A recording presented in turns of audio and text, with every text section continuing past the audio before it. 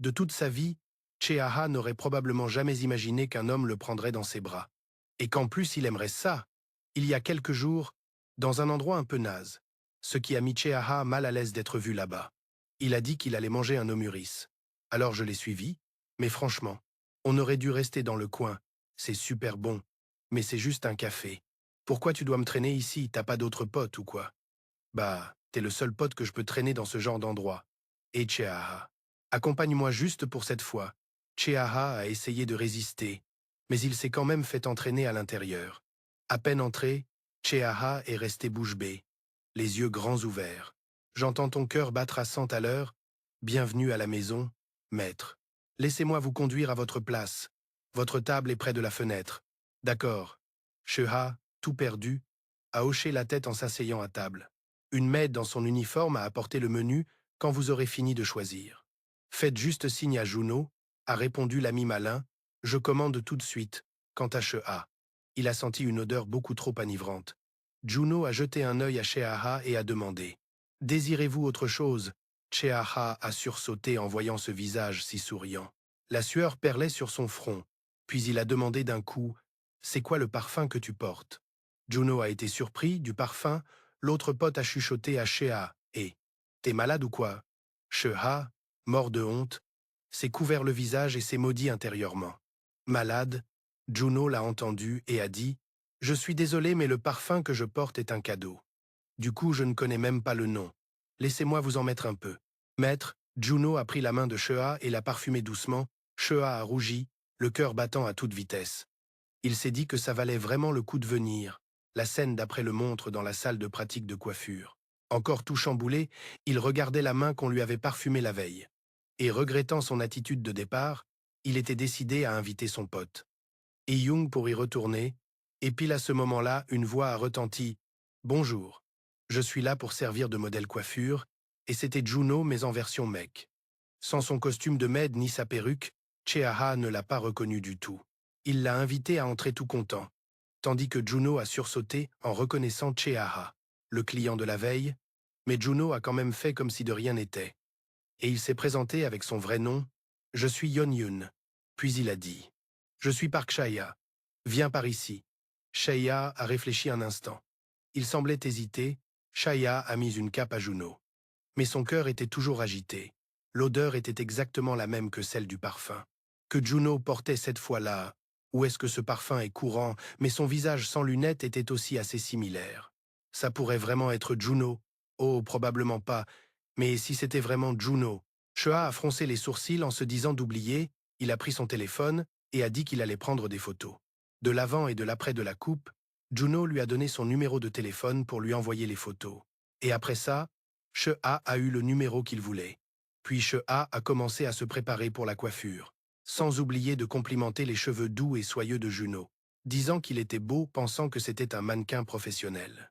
Juno a dit qu'il n'était qu'un étudiant. Shea a entendu ça et a été stupéfait. Il s'est présenté en disant qu'il avait 23 ans.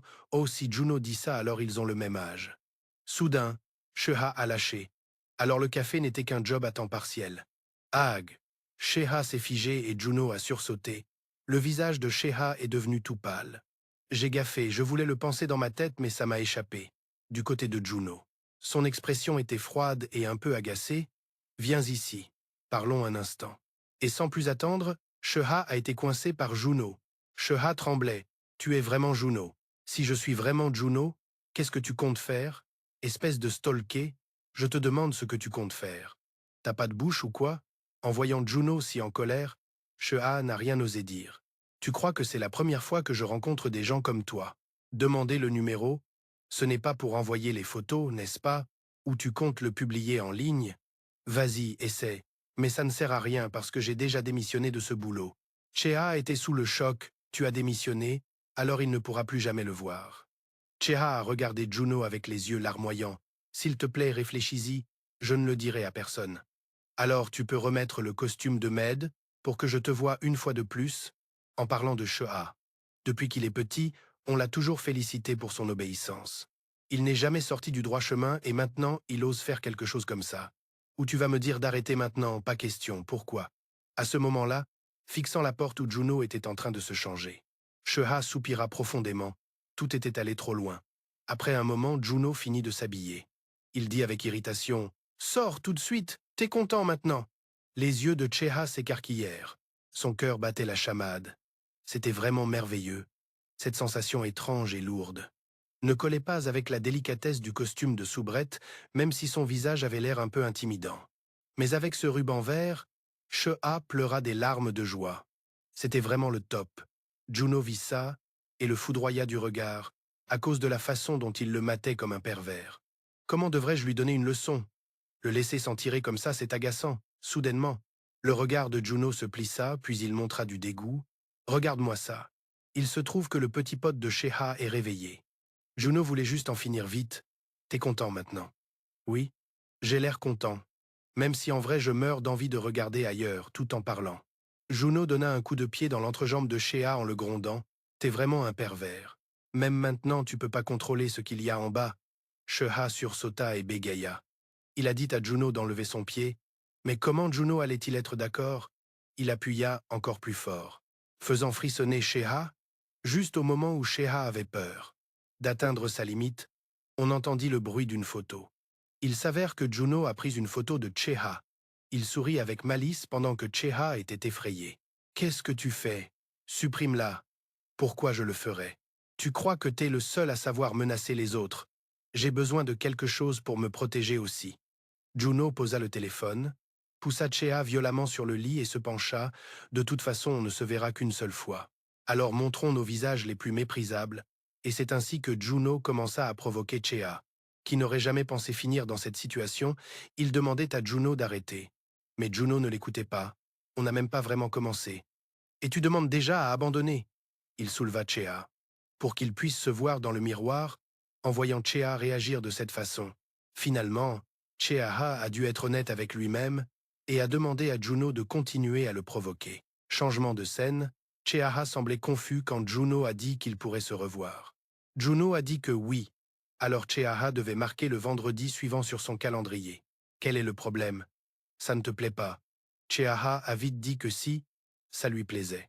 Mais ensuite, il a demandé s'il pouvait apporter quelque chose que Juno pourrait porter. Juno était agacé mais a quand même accepté. Cheha hocha la tête, satisfait. C'est quoi cette attitude? Si ça ne te plaît pas, alors on ne se revoit plus. C'est tout. Cheha a souri timidement. C'est juste que j'ai l'impression que tout ça est un rêve. J'arrive toujours pas à y croire. Mais juste des vêtements normaux et en échange, tu devras faire tout ce que je te dis, d'accord? Bon, on se voit la prochaine fois, j'y vais. Il ne restait plus que Cheha, tout excité à l'idée de ce qu'il allait préparer. Changement de scène. Cheha cherche sérieusement des vêtements et demande à Juno quoi porter la prochaine fois. Je veux voir toutes les tenues. Du coup, je n'arrivais pas à me décider. Soudain, l'instructeur a présenté les dernières tendances chinoises. Le regard de Cheha s'est affûté et ses yeux ont brillé. C'est ça. Changement de scène, Juno reçoit un message de Cheha, lui disant que le colis était arrivé, avec l'adresse pour que Juno y aille. Même s'il a juré tout bas parce que ça le saoulait, Juno y est quand même allé. Cheha était super excité. Entre, t'as mis le temps? Mais c'est pas grave, donne-moi juste la tenue. Alors Cheha est resté figé en regardant Juno enfiler le Keongzam qu'il avait préparé. C'était tellement beau. Cheha a rougi, sentant d'un coup une terrible soif. Juno a regardé Cheha et lui a dit « Aide-moi à remonter la fermeture. C'est un peu serré.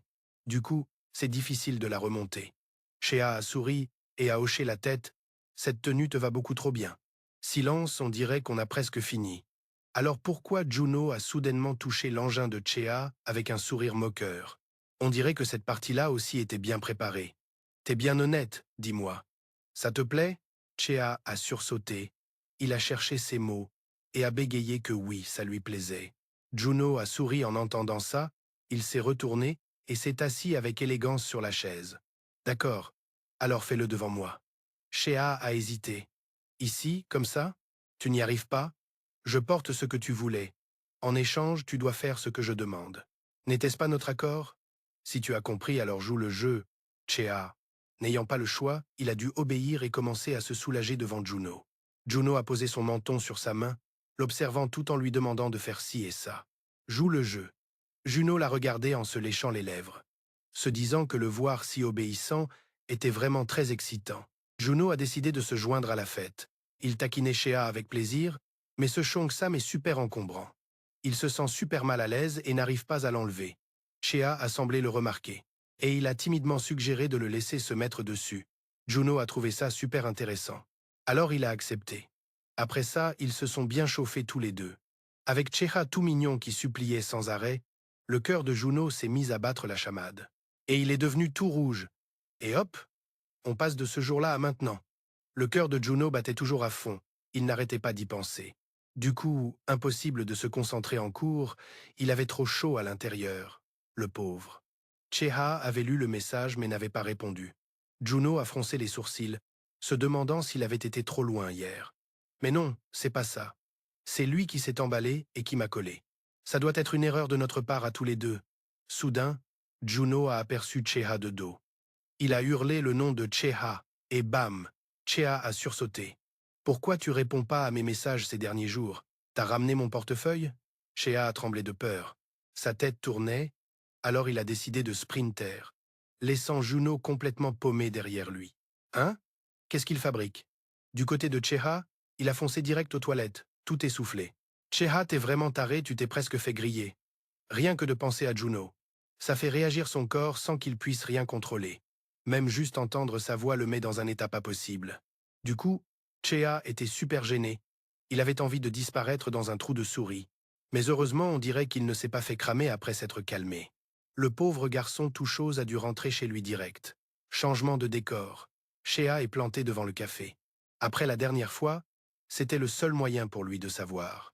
Si ses sentiments pour Juno étaient juste de l'admiration ou un truc plus sérieux, en faisant ça, il pourrait mettre de l'ordre dans ses idées sur Juno. Alors Cheha a finalement pris son courage à deux mains pour entrer. « Bonjour, bienvenue dans notre café pour la première fois. »« Oh non, je suis déjà venu une fois. » Une fille a vu Cheha parler et a accouru. « Tiens, c'est le gars de la dernière fois. Pourquoi tu viens que maintenant? »« Ah, tu es l'invité de Juno. Laisse-moi te montrer ta place. »« D'accord, reviens la prochaine fois. » Cheha a regardé les deux serveuses en face de lui, toutes mignonnes. Les robes leur allaient super bien. Mais même s'il se sentait un peu coupable, il n'a ressenti aucune émotion. Rien à voir avec sa rencontre avec Juno. Alors Cheha s'est levé et a dit « Désolé, je dois y aller, j'ai un rendez-vous. » Merci à toutes, maintenant j'ai ma réponse. Merci beaucoup à toutes.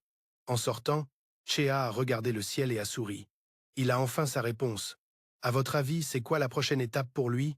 Bon, au moins j'ai les idées claires maintenant.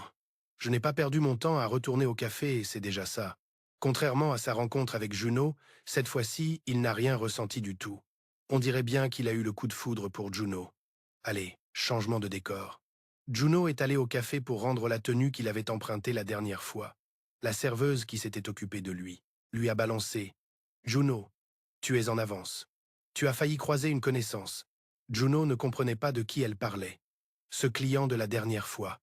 Le mec intéressant qui t'avait demandé la marque de ton parfum avant de commander, il vient juste de partir.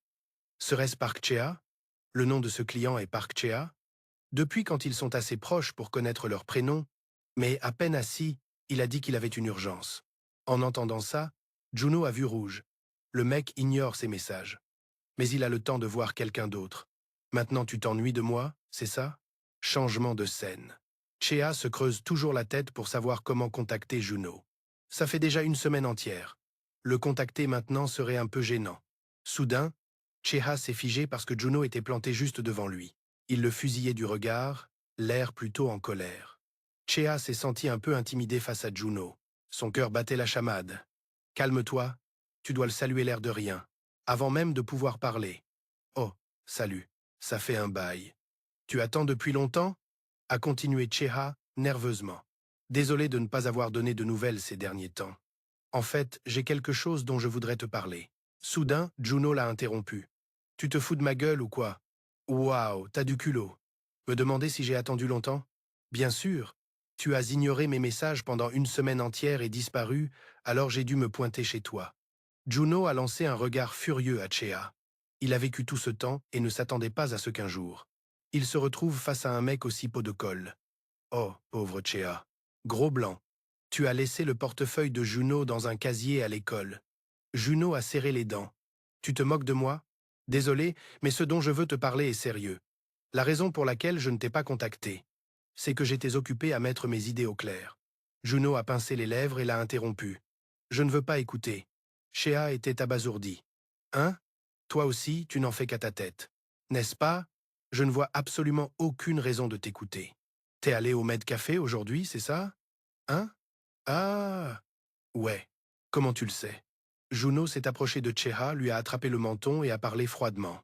Hé, Park Cheha, si t'en as déjà marre de moi, et que tu veux te trouver une autre Med pour faire ça, t'aurais au moins pu me le dire, non? Pour pas que j'attende comme un con ton message. Shea a eu l'air confus puis il a rougi. Il en a marre de lui? Qu'est-ce que Juno raconte? Pourquoi il a l'air si blessé? Shea s'est vite avancé, voulant expliquer qu'il y avait un malentendu. Mais Juno a violemment poussé Shea contre le mur et a serré les dents. J'ai dit que je ne veux rien entendre. Changement de décor. Ils sont rentrés chez eux. Shea s'est fait maîtriser par Juno, et il s'est dit qu'il ne pouvait pas résister. Il s'est calmé. Tu peux m'écouter? Encore avec ce refrain. La ferme et fais ton boulot. Ce sera la dernière fois. Je vais me taire et laisser passer. Chea a sangloté. Je suis venu pour te parler. Mais Juno n'a rien voulu entendre. Il a touché les fesses de Chea, ce qui l'a fait frissonner et se débattre. D'une main, il a couvert la bouche de Chea en murmurant « Vas-y, dis quelque chose ». Changement de décor. Chea a été ligoté par Juno et on lui a bandé les yeux. Il se débat pour se libérer. Mais il n'y arrive pas. Il ne peut que murmurer. Juno, détache-moi d'abord, après on pourra parler calmement. Juno s'approche, se penche vers Cheha et lui murmure d'un ton moqueur. Ne me force pas à me répéter. Moi non plus je ne veux pas te parler. Si tu veux en profiter, je peux y réfléchir un peu. Non, depuis le début, notre relation a toujours été comme ça. Sur ce, Juno se penche pour embrasser les lèvres de Chea. Chea ne comprend pas pourquoi il l'embrasse. Juno sourit sans aucune raison. On a porté des costumes de Med, on a couché ensemble, mais on ne s'est jamais embrassé. Chea essaie de raisonner Juno. On peut parler gentiment. Juno pousse Chea sur le lit, ce qui fait paniquer Chea. Ça suffit. Dépêche-toi et détache-moi. J'ai vraiment du mal à respirer avec le visage écrasé contre l'oreiller. Et je ne peux pas bouger. D'un coup, Chea sent un courant d'air en bas. Quand est-ce que son pantalon a disparu? Chea crie « Je suis pas venu ici pour faire ça avec toi. » Ah ouais? Laisse-moi goûter un peu et je le saurai tout de suite. Comparé à ta bouche qui ment, ton corps, lui, est plutôt honnête. Le bandeau de Chea tombe aussi, ce qui l'aide à retrouver un peu ses esprits. Tu vois? J'ai raison, pas vrai? Chea se recroqueville, son corps ne cesse de trembler. C'est bon. Chea essaie de demander à Juno de le détacher. Juno lui attrape le menton avec force, en souriant d'un air moqueur. Ok, Juno, ce n'est pas ce qu'on avait convenu. Chea, de quoi tu parles? Réfléchis bien, tu m'as dit de te détacher. Je t'ai déjà détaché. J'ai tenu ma promesse. Maintenant, prouve-moi que j'ai eu tort. Ça suffit. L'attitude de Chea semble énerver Juno. Il lui mord violemment l'épaule. Et pile au moment où il a l'intention de faire un truc encore pire à Chea. Il se fige en voyant Chea trembler, le regard vide, l'évitant complètement en cet instant. Juno reprend ses esprits. Qu'est-ce qu'il vient de faire à Chea? Laisse-moi te détacher. Les larmes de Chea se mettent à couler à flot. Il a l'air complètement terrifié. Juno a le cœur brisé en voyant ça. Et il se voit comme un monstre. Je suis désolé. Ça n'arrivera plus jamais. Je m'en vais maintenant. En entendant ça, Chea revient brusquement à la réalité. Il va vraiment partir comme ça, sans un mot? Chea n'en peut plus. Il court enlacer Juno par derrière, en hurlant de ne pas partir. Juno est complètement décontenancé. Mais il le rassure quand même doucement. Attends, Chea, tu peux me lâcher d'abord? Chea secoue la tête, pleurant encore plus fort. Mais si tu pars comme ça, tu ne reviendras jamais? En entendant ça, l'expression de Juno change. Tu ne veux pas que je parte, c'est ça? Chea hoche la tête. N'attendant que ça, Juno se retourne et prend Chea dans ses bras. Je sais. Je ne vais nulle part. Tu n'avais pas dit que tu voulais me parler? Je t'écoute. Tu peux me parler maintenant? Chea fond de nouveau en larmes, ce qui brise encore le cœur de Juno. Ne pleure plus. Parle juste doucement. Après ça, ils se sont assis tous les deux pour parler sérieusement. Chea reniflait en expliquant. Tu penses que je suis un pervers? Qui te harcèle et te menace? Juno est resté silencieux pendant que Chea reniflait à nouveau. Avant, je me sentais tellement pathétique que j'avais envie de pleurer. Mais en y repensant, tu étais déjà malheureux et pourtant je me suis accroché à toi. Je n'avais vraiment pas l'intention de te menacer. Mais quand même, je suis désolé. Je n'aurais pas dû te forcer comme ça juste parce que tu me plais. Ce sont ces mots qui ont fait comprendre à Juno ce que Cheha essayait de lui dire. Il a pris Cheha dans ses bras en promettant « Je ne penserai plus comme ça ». Cheha, tu me plais aussi. Les yeux de Cheha se sont écarquillés, incapable d'y croire. Juno l'a embrassé sur les lèvres comme pour le prouver. Le visage de Cheha est devenu tout rouge et il a bégayé. Ça veut dire qu'on sort ensemble maintenant? C'est ça. Quelques jours plus tard, chez Cheha, Juno a dû enfiler un costume de soubrette pour que Cheha l'admire. Il a soupiré. Tu comptes prendre des photos pendant combien de temps? Ça fait plus d'une heure. Allez, juste 10 photos de plus. On est vraiment obligé d'y passer autant de temps? Cheha a acquiescé avec enthousiasme. Parfait, je viens de capturer un super moment. La dernière pose était magnifique. Tourne-toi un petit peu. Juno était sans voix, mais il a obéi en grognant. Combien de temps on va encore prendre des photos? Le visage de Cheha est devenu tout rouge en regardant les clichés. Juno avait l'air super content une fois la séance photo terminée. Cheha a dit, tout excité, « Hé, laisse-moi voir le résultat. » Juno pensa, furieux. Notre premier encart depuis qu'on s'est remis ensemble. C'est pour me prendre en photo dans des fringues de meuf. Soudain, Cheha s'est retourné pour se la péter. Celle-là est super bien sortie, Il est mignon, tu ne trouves pas? Soudain, Juno a eu une idée. Il a souri d'un air coquin et a murmuré à l'oreille de Cheha. Maître, j'ai fait beaucoup d'efforts. Et tu ne vas pas me donner une petite récompense? Taquiné par les mains de Juno, le corps de Cheha a frissonné. Alors Cheha a accepté que Juno lui serve son dessert. Bien sûr, maître. Est-ce que maître aime vraiment ça? Juno a servi le dessert en y mettant tout son cœur.